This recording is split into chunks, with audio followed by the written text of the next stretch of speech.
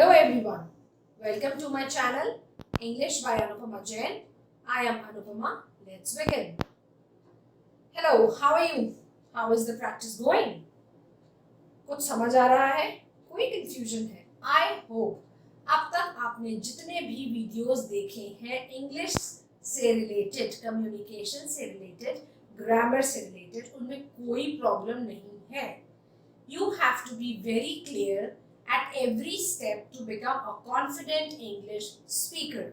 कई लोग कहते हैं ये ग्रामर क्यों पढ़नी है, हमें तो सिर्फ इंग्लिश बोलना ही सीखना है. अरे भाई, इंग्लिश बोलना तो तब सीखोगे ना जब आपको ग्रामर के बेसिक्स पता होंगे. आपका सेंटेंस फॉर्मेशन कैसे होगा, तो उसी सेंटेंस फॉर्मेशन के अंदर हम आगे बढ़ते हुए अपने पार्ट्स ऑफ स्पीच में वर्ब्स तक पहुंचे थे. लास्ट में हमने देखा था वर्ब्स क्या होते हैं, वर्ब्स के डिफरेंट फॉर्म्स क्या होते हैं, और आज सबसे इम्पोर्टेंट टॉपिक जो है ग्रामर का हम वो करने वाले हैं, जिसे बहुत से लोग, I believe 90% of the people make mistakes in subject verb agreement. मतलब सब्जेक्ट क्या है और उसके साथ कौन सा वर्ब लगेगा. बहुत कुछ पढ़ लिया, नाउन पढ़ लिया, प्रोनाउन पढ़ लिया, वर्ब पढ़ लिया, पर ये जो अग्रीमेंट है इसका प्रॉब्लम हमेशा रह जाता है. और जब हम बोलते हैं ना तो हमें थोड़ा अजीब लगता है, कुछ गलत है, हमारे सेंटेंस में कुछ अनकंफर्टेबल है, बट वो क्या है वो हम समझ नहीं पाते. तो उन्हीं सारे डाउट्स को क्लियर करने के लिए आज मैं ये वीडियो आपके लिए लेकर आई हूँ, जिसमें आपको सब्जेक्ट वर्ब अग्रीमेंट में बहुत गौर से पढ़ना है, बहुत अच्छे से ध्यान देना है. स्किप मत करिएगा, मैं मेरे हर वीडियो में कहती हूँ. अगर आपको नाउन प्रोनाउन वर्ब कुछ भी समझ नहीं आया या फर्स्ट टाइम इस वीडियो पर आए हैं, मेरे चैनल पर आए हैं, तो बाकी के वीडियोस आप प्ले स्टोर पे, प्ले सेक्शन पे देख सकते हैं. चलिए आगे बढ़ते हैं. Subject verb agreement. Now what is subject verb agreement. Subject verb agreement क्या होता है? सब्जेक्ट के हिसाब से वर्ब का यूसेज, क्या सब्जेक्ट है और हमें क्या वर्ब यूज करना है, वो होता है सब्जेक्ट वर्ब अग्रीमेंट. अब हमने देखा सब्जेक्ट या तो सिंगुलर होगा या प्लूरल होगा, इसके अलावा कोई सब्जेक्ट नहीं होता. आई सिंगुलर है, वी प्लूरल है, यू सिंगुलर है, अगेन यू हमने इधर ले लिया, ही शी इट सिंगुलर है और दे प्लूरल है. तो अब ये बहुत बेसिक है. आई के साथ गो है, वी के साथ गो है, you go, he she it goes and they go. तो ये आपको हमेशा याद रखना है कि जो सिंगुलर सब्जेक्ट होते हैं, सिंगुलर सब्जेक्ट होगा तो सिंगुलर वर्ब लेगा, प्लूरल सब्जेक्ट होगा तो प्लूरल वर्ब लेगा. ठीक है, जैसे आई के साथ गो है, वी के साथ गो है, यू के साथ गो है, ही शी गोज है एंड दे गो है. अब आप कहेंगे आई तो सिंगुलर है, वी भी सिंगुलर है, तो यहाँ पे ईएस क्यों नहीं आया? नो, ईएस नहीं आएगा क्योंकि आई और यू एक्सेप्शन है, वो अपने ही रूल्स बनाते हैं और उन्हें आगे तक ले जाते हैं. तो आई के साथ भी गो है और यू के साथ भी गो है, बाकी प्लूरल्स के साथ तो गो होगा ही और ही शी इट के साथ गोज होगा. पर अगर आप डू फॉर्म को यूज करते हैं, like he does eat chocolates, he does eats chocolate और he does eat chocolate. This is a question for you जिस पे आपको आज वर्क करना है. He does eat chocolates. He do eats chocolate. We do eat chocolate. He does eat chocolate. यहाँ already हमने इसका प्लूरल फॉर्म ले लिया है, इसलिए ये इस तरह से यूज हो रहा है. He does eat chocolate. Fine.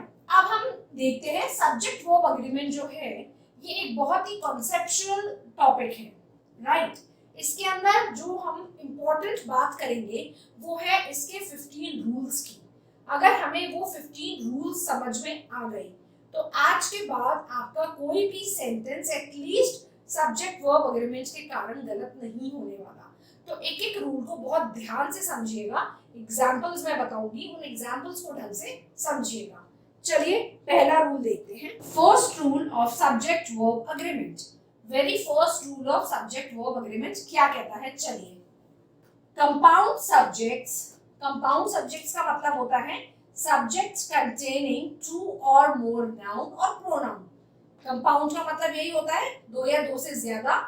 तो अगर कंपाउंड सब्जेक्ट्स हैं, मतलब दो या दो से ज्यादा नाउन या प्रोनाउन है एज अ सब्जेक्ट, तो सेंटेंस में जो वर्ब आएगा वो क्या होगा, प्लूरल होगा। क्यों? और एंड से अगर जुड़े हुए हैं तो मतलब compound subjects containing two or more noun or pronoun will take plural verb if joined by and, irrespective of whether each part of the subject is singular or plural. मतलब अगर कंपाउंड सब्जेक्ट्स है और दोनों subjects चाहे वो noun हो या pronoun हो एंड से जुड़े हुए हैं, तो irrespective of whether each part उसका सिंगुलर है या प्लूरल है, जो वर्ब आएगा वो क्या होगा, वो हमेशा इसमें प्लूरल होने वाला है। कैसे? Peter and Aman are friends. Peter एक सब्जेक्ट है, अमन दूसरा सब्जेक्ट है, दोनों एंड से जॉइंड है, तो इसमें क्या आ गया, प्लूरल वर्ब आ गया। Ruby, Gaurav and Shefali live in same colony. Subject subject subject and this is a verb, they live in the same colony, joined by and. तो ये लिखा था दो या दो से ज्यादा, ठीक है, दो हो नाउन या प्रोनाउन एज अ सब्जेक्ट, उससे कोई फर्क नहीं पड़ता, एंड से अगर वो ज्वाइन है तो इसमें क्या होगा, irrespective of each part of the subject, और मतलब each part of the sentence में सब्जेक्ट है, सिंगुलर है या प्लूरल है, जो इसमें वर्ब यूज होगा वो हमेशा प्लूरल होगा। Okay, now we talk about the second rule. Two subjects joined by and but express single idea or entity take a singular verb. अब आप कहेंगे and यहाँ पे भी था, and यहाँ पे भी था। यहाँ पे जो and था वो दो डिफरेंट एंटिटीज को ले रहा था, या दो अलग अलग लोग थे। अब यहाँ पे जो दो सब्जेक्ट है जो ज्वाइन हो रहा है and से, बट क्या कर रहा है, एक सिंगल आइडिया को एक्सप्रेस कर रहा है। जैसे कि bread and butter is my daily breakfast. Bread and butter are नहीं बोलेंगे, ये सिंगुलर सब्जेक्ट लेगा, क्योंकि ब्रेड एंड बटर क्या है, हम एक ही काउंट करते हैं। तो bread and butter is my daily breakfast. The secretary and treasurer has been arrested. Secretary and treasurer has आया है, हैव नहीं आया है, has been arrested. Now we talk about the third form of the subject verb agreement. जो rule है, third rule, वो है if singular subjects are preceded by each, every, either, neither, it will always take a singular verb. मतलब अगर आपके singular subjects हैं, ठीक है, पर उनसे पहले ये वर्ड्स यूज होते हैं, अगर ये वाले वर्ड सब्जेक्ट से पहले यूज हो रहे हैं तो वर्ब क्या होगा, हमेशा सिंगुलर होगा। ध्यान से समझिएगा, क्योंकि ये वर्ड्स आगे भी यूज होंगे पर इनका प्लेसमेंट अलग होगा। तो अगर ये जो वर्ड्स हैं ईच, एवरी, आइदर, नाइदर, ये अगर सब्जेक्ट के पहले ही यूज हो गए तो वहां पे जो वर्ब होगा वो क्या होगा, सिंगुलर होगा। Let's take an example. Every boy and girl is supposed to come. Every boy and girl is supposed to come, singular verb आ गया, क्योंकि ये every यहीं पे यूज हो गया। Either you or Sam is required to be there. Either you or Sam is required to be there. ठीक है, या तो सैम की जरूरत है या तुम्हारी जरूरत है। यहाँ हमने इसलिए either यूज कर लिया, यहाँ हमने agree करा, मतलब हर एक लड़का लड़की, और यहाँ पे दोनों में से एक, तो either you or Sam is required to be there. Okay, let's come to the fourth rule of subject verb agreement. Again, placement जो है every, either, neither, इनका important है, so please understand it very carefully. When two subjects are connected with or, nor, either, neither, they are of different numbers. ठीक है, दो अलग अलग numbers के हैं, मतलब सिंगुलर प्लूरल है, अलग अलग चीजें हैं दो, but they are connected by either, neither, nor. तो इसमें क्या होगा, बट डिफरेंट नंबर्स है, it will take a plural verb. तो वो जो वर्ब होगा वो प्लूरल लेगा। यहाँ पे क्योंकि ये पहले आ रहा था सब्जेक्ट के, तो इसने सिंगुलर लिया। यहाँ पे इन वर्ड से कनेक्टेड है ईदर, नीदर, नॉट, और, तो यहाँ वर्ब प्लूरल है। कैसे? Either the cats or the rats have done this. या तो चूहों ने या बिल्लियों ने यह काम किया है, इसे किया है या यह किया है. Either the cats or the rats have done this. तो यहाँ पे हमारे पास क्या है, have आया है, has नहीं आया है. ठीक है, बिकॉज यहाँ दो अलग अलग एंटिटीज हैं, दो अलग अलग नंबर्स हैं, या तो कैट्स हैं या रैट्स हैं. Neither Rahul nor his friends. अब राहुल एक सब्जेक्ट है और एक है उसके फ्रेंड्स, तो नॉर आ गया, वर इनवाइटेड, मतलब ना ही राहुल इनवाइटेड था ना ही उसके फ्रेंड्स इनवाइटेड थे. Right, so neither Rahul nor his friends were invited. Then come to the fifth rule of subject verb agreement. Fifth rule क्या है? Two subjects connected with either, neither, nor are of different pronoun or different person. The verb agrees with the pronoun near to it. मतलब अगर आपके पास दो subjects हैं और either, neither, nor से connected हैं, ठीक है, या दो अलग pronoun हैं और इनसे connected हैं, तो verb कौन सा होगा? जो उसके पास वाला सब्जेक्ट है उससे मैच करेगा. Neither you nor I am allowed. I के साथ am आता है, ठीक है. Neither you nor I am allowed. You are होता no, क्योंकि इसके पास वाला सब्जेक्ट I है तो यहाँ पे am आया है. Neither you or he is promoted. Neither you or he is promoted. You are नहीं आया है क्योंकि ये पास वाला सब्जेक्ट है. ठीक है, तो ये थे 5 रूल्स. अब हम देखते हैं आगे 6th rule. Okay, after completing the 5 rules, let's see what's the 6th rule of subject verb agreement. Please इसे अच्छे से करिए. Don't skip, read properly, understand properly, don't be confused, क्योंकि यही कंफ्यूजन होते हैं जो सेंटेंस की फॉर्मेशन में सब कुछ गड़बड़ कर देते हैं और कंफ्यूजन लॉन्ग रन पे चलता रहता है. चलिए 6th रूल देखते हैं. Singular subjects joined by, with, together with, along with, as well as the verb is singular. अगर आपका subject इनमें से किसी भी word से जुड़ रहा है तो इसका verb क्या होगा? Singular होगा. जो verb का agreement होगा वो singular होगा. कैसे? The maid as well as the in charge is arrested. Maid as well as the in charge, ये word से join हो गया, is arrested. This is singular verb. Tom along with his friends, along with यहाँ है, Tom along with his friends likes to party. Singular verb, right? Next is the 7th rule. In case of collective noun, verb will be singular. But if noun refers individually to the members of the group, it will take a plural verb. अगर आप collective noun की बात कर रहे हैं, collective noun क्या था? It can be group of people or thing, right?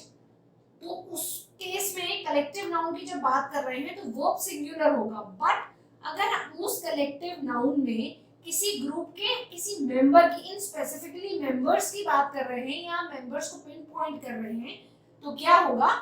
Plural verb आएगा. The jury is unbiased in its opinion. Jury is unbiased. Singular verb लिया. Jury क्या है? Judges का जो ग्रुप था उसको jury कह दिया. Is unbiased in its opinion. The jury were divided in their opinion. अब यहाँ लिख दिया मैंने the jury were divided. were क्यों लिखा? Because यहाँ हम बात कर रहे हैं उन members में divide हो गया, मतलब उनका opinion अलग अलग लोगों का हो गया. ठीक है? Next is the 8th rule of subject-verb agreement. When two nouns denote the same person or thing. When two nouns denote the same person or thing, it will take a singular verb. दो noun है, but ये उसकी दो qualities बता रहे हैं जैसे एक ही person की, तो it will take a singular verb. कैसे? Ram is an excellent teacher and a counselor. Ram is an excellent teacher and a counselor. तो राम की दो क्वालिटीज बता दी यहाँ पे कि वो अच्छा काउंसलर है और अच्छा टीचर है, बट आया क्या है? Singular verb. जब एक ही नाउन या प्रोनाउन जो एंटिटी है, सब्जेक्ट है, उसकी हम दो क्वालिटीज बताते हैं, वहां पे सिंगुलर वर्ब आता है. He likes to read and write. He likes to read and write. Again a singular verb. ही यहाँ पे सब्जेक्ट है, उसकी हॉबीज है या उसे पसंद है रीड एंड राइट करना, तो he likes to read and write. Next is the 9th rule. When and connect subjects which differ in number or person or in both. Verb is plural. अगर and से दो subjects जुड़ते हैं, वो दो subjects different numbers के हो सकते हैं या different people के हो सकते हैं, तो यहाँ पे जो verb आएगा वो हमेशा plural होगा. कैसे? She and I are taking calls. अब she एक अलग entity है, I एक अलग entity है. इस रूल को पहले वाले रूल से कंफ्यूज मत करिएगा जहां ईदर आई नॉर ही या ऐसे हमने किया था, वो वाला रूल ये नहीं है, ये बिल्कुल अलग है. I read it again for you. When and connect subjects which differ in number and person. अगर सब्जेक्ट का नंबर एंड पर्सन अलग अलग है और बोथ और इन बोथ, अगर वो नंबर या पर्सन दोनों चीजों में अलग है, या नंबर में अलग है या पर्सन में अलग है या दोनों चीजों में अलग है, तो जो वर्ब लगेगा वो प्लूरल फॉर्म में आएगा. Lisa and John are in the same college. Lisa and John are in the same college. She and I are taking calls. Right, I के साथ एंड नहीं आया है, वो रूल अलग था. ये है she and I are taking calls. Then comes the 10th rule. Relative pronoun हमने देखा था जो रिलेशन बताता है. रिलेटिव प्रोनाउन हमने देखा था जो एक रिलेशन बताता है, राइट, इन द सेंटेंस. तो being subject of verb the latter must agree in number and person. Relative pronoun है और इसके अंदर क्या होना चाहिए? Letter must agree. लैटर मतलब बाद वाला. It should agree in number and person when antecedent of relative pronoun. मतलब इसके बाद जो आ रहा है रिलेटिव प्रोनाउन उससे अग्री करना चाहिए. She is one of the best employees that have joined our office. तो शी तो क्या है? सिंगुलर सब्जेक्ट है, बट एम्प्लॉइज क्या है? It's a plural subject.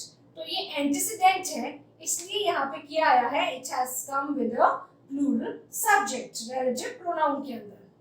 ठीक है, relative pronoun. This is the pronoun which we will used. So this is about the 10 rules. अब 1 से 10 तक आपने जो रूल्स किए हैं ना, आप इनको लेके कंफ्यूज मत होइएगा. इन्हें दोबारा पढ़ो और सेंटेंस बनाओ. अलग अलग तरह से सेंटेंसेस बनाओ और इसको समझने की कोशिश करो. अब हम देखते हैं आगे चल के बाकी के जो 5 रूल्स और हैं, और ये बहुत इंपॉर्टेंट टॉपिक है. ध्यान से करिए, अच्छे से समझिए. सब्जेक्ट वर्ब एग्रीमेंट में आगे बढ़ते हैं और 11th रूल देखते हैं क्या होता है.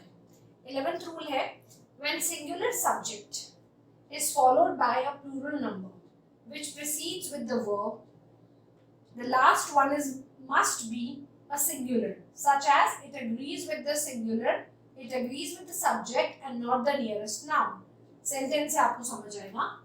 ये कह रहे हैं अगर singular subject है, a large majority of people is not happy.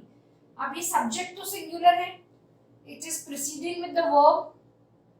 The last must be singular. The last one must be singular, such that it agrees with the subject. ये जो है subject यहाँ पे, ये ऐसा होना चाहिए कि ये इस verb से agree करे and not with the nearest noun. ठीक है? Each one of the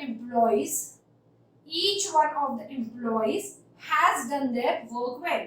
ये किससे precede हो रहा है? Employees, each one of them. तो यहाँ क्या आया? Singular verb आया. यहाँ a large majority. ये इससे प्रेसिडेंट है. a large majority of people से पहले आया है a large majority is not happy. तो यहाँ हम बात कर रहे हैं सिंगुलर सब्जेक्ट्स की. यहाँ पे आएगा सिंगुलर सब्जेक्ट मतलब विद द नियरेस्ट नाउन के साथ आएगा. 12th है फ्रैक्शनल एक्सप्रेशंस. कई बार हम कहते हैं each one a percentage of, a majority of, right? तो ये क्या है? फ्रैक्शनल एक्सप्रेशंस होते हैं such as half of, a part of, a majority of, a percentage of, are sometimes singular or plural depending on the meaning. अब ये singular की तरह भी यूज होते हैं, plural की तरह भी यूज होते हैं depending upon the meaning. Sums and products of mathematical processes are singular with singular verb. जैसे कि some of the voters are still angry. Some of the voters मतलब voters में से कुछ voters अभी भी नाराज हैं, तो some of the voters are still angry. A large number of older population is missing. हमने कहा था ना ये सिंगुलर भी लेता है और ये प्लूरल भी लेता है, और समटाइम्स सिंगुलर और प्लूरल. यहाँ पे इसने क्या बताया? Some of the voters are still missing. A large majority, a large number of older population is missing. तो यहाँ ये आया singular subject. 13th है, if the sentence shows a negative and a positive subject. अगर दो चीजें दिखाता है सेंटेंस, एक नेगेटिव सब्जेक्ट दिखाता है और एक पॉजिटिव सब्जेक्ट दिखाता है, and one is plural and the other is singular. एक प्लूरल है पॉजिटिव नेगेटिव में से और एक सिंगुलर है पॉजिटिव नेगेटिव में से, तो verb agrees to the positive subject. कैसे? It is not the kids but father who likes to read. It is not the kids but father. अब यहाँ father क्या है? सिंगुलर है. तो यहाँ क्या लिखा है? agrees to the positive one. father ने पॉजिटिव है और किड्स का नेगेटिव है, तो ये फादर से राइम करेगा. राइम क्या करेगा? मतलब मैच करेगा, अग्री करेगा. तो ये आ गया singular verb. It was the speaker, not his ideas, that has motivated the students. That has motivated, right? ये है that has आया यहाँ पे. क्यों? अब हम यहाँ पे बात करें नेगेटिव पॉजिटिव की, मतलब ये स्पीकर नहीं है, उसके आइडियाज हैं. तो आइडियाज में क्या आ जाएगा? यहाँ पे सिंगुलर वर्ब आ गया. that has, that have नहीं. Then comes the 14th. Indefinite pronouns होते हैं anyone, everyone, no one, nobody, someone. ये हमेशा सिंगुलर वर्ब लेते हैं. Everyone is against this. No one likes to dance. तो ये सब क्या है? सिंगुलर वर्ब्स आ गए यहाँ पे. पर कुछ इंडेफिनिट प्रोनाउंस ट्रिकी होते हैं, उसमें आपको सोचना होता है, डिसाइड करना होता है, और जब आप प्रैक्टिस करेंगे ये आपको आ जाएगा कि वहां पे सिंगुलर वर्ब लगेगा या प्लूरल. जहां पे they always use singular verbs, मतलब सिंगुलर वर्ब्स भी यूज होते हैं और प्लूरल वर्ब्स भी यूज होते हैं. जैसे each of the students is responsible for this, मतलब हर एक स्टूडेंट इस चीज के लिए रिस्पॉन्सिबल है. और यहाँ कह रहे हैं एवरीवन इज हियर, हर एक मतलब हर सब यहाँ पर है. तो ये जो है ये क्या है? सिंगुलर सब्जेक्ट्स हैं, तो यहाँ पे जो लगेगा वर्ब ये हमेशा सिंगुलर रहेगा. तो ये थे हमारे 15 golden rule subject verb agreement के. आई होप आपको कोई डाउट नहीं होगा. अगर एक बार देख के वीडियो समझ नहीं आए, आप इसे दोबारा देखिए. देखिए ये कोई थ्योरेटिकल टॉपिक नहीं है, ये सिर्फ एक कॉन्सेप्चुअल टॉपिक है. अगर आपको कॉन्सेप्ट समझ में आ गया, जरूरी नहीं है आपको इसे रटना है, इसे रचिए मत, इसे धीरे धीरे करके समझिए. कैसे समझेंगे? उससे रिलेटेड सेंटेंसेस बनाइए. सेंटेंसेस की मीनिंग से आपको समझ में आएगा कि ये रूल्स कैसे होते हैं, और ये एक दिन में नहीं होगा. It will come up with regular practice. So keep practicing, and आप अपनी रीडिंग, राइटिंग, स्पीकिंग, लिसनिंग की प्रैक्टिस करते रहिए. जो भी ग्रामर के कॉन्सेप्ट्स पूरे होते जा रहे हैं कॉपी में नोट डाउन करिए, प्रैक्टिस करिए. एंड प्लीज जितना प्रैक्टिस करेंगे, जितना बोलेंगे, सबसे पहले आपको लैंग्वेज के साथ कंफर्टेबल होना है. ये मत सोचिए कि पहले ही दिन से मैं इंग्लिश बोल लूंगा. नहीं, हो सकता है ये आपको पहले ही आता हो, तो आप इसे रिवाइज कर लीजिए. So that's all for the day. I hope you like the video. Don't forget to like, share and subscribe. Thank you.